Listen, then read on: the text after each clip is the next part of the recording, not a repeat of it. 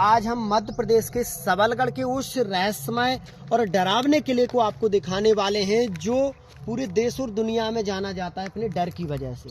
क्योंकि यहाँ की दीवारें खून के आंसू होती हैं, यहाँ पर आत्माओं का आना जाना होता है। छज्जियों पर आज भी बेहद खूबसूरत दासियाँ, राजकुमारियाँ, रानियाँ घूमती हुई नजर आती हैं। भाई सबसे पहले तो आप देखोगे ये जो दरवाजा आपको दिखाई दे रहा है, दरवाजे के दोनों तरफ बुर्ज बने हुए हैं जिन पर कभी सैनिकों का कड़ा पहरा हुआ करता था।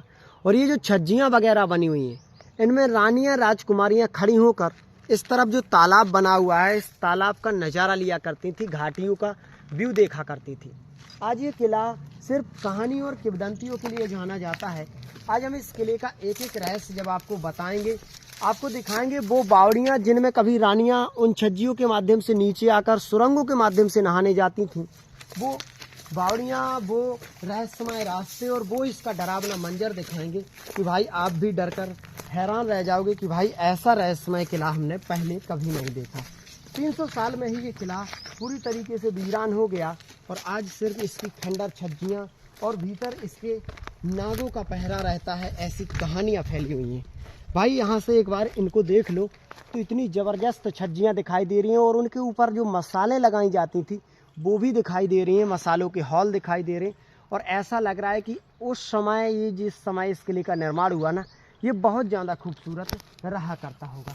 लेकिन आखिरकार समय किसी चीज़ को भी नहीं छोड़ता, हर एक चीज़ को तोड़ मरोड़ कर रख देता है। समय ने जब पलटी मारी तो ये किला इतना ज़्यादा डरावना बन गया कि इसके भीतर जाने से लोग डरते हैं। कहते हैं कि इन छज्जियों पर रात के समय आत्माओं का पहरा रहता है, आना जाना रहता है।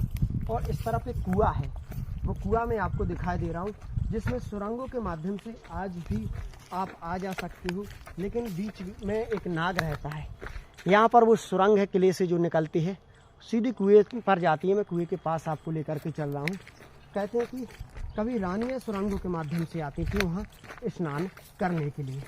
आज कैसा है वो कुआं और कितना ज़्यादा गहरा है वो भी देख लीजिए। लगभग 300 साल पहले जब करौली के राजाओं ने इसे बनवाया था तब इस कुएं की शान और शौकत दूर दूर तक थी, क्योंकि इस कुएं का जो पानी है अत्यंत मीठा है। कहते हैं कि ऐसा लगता है जैसे इस कुएं के पानी में शहद मिलाया गया है।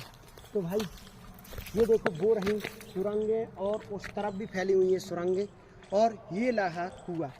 कुएं की गहराई देखकर आप लोग भयभीत ना होना, क्योंकि ये कुआं वास्तव में इतना ज़्यादा गहरा है कि इसकी गहराई का अंदाज़ा लगा पाना मुश्किल है।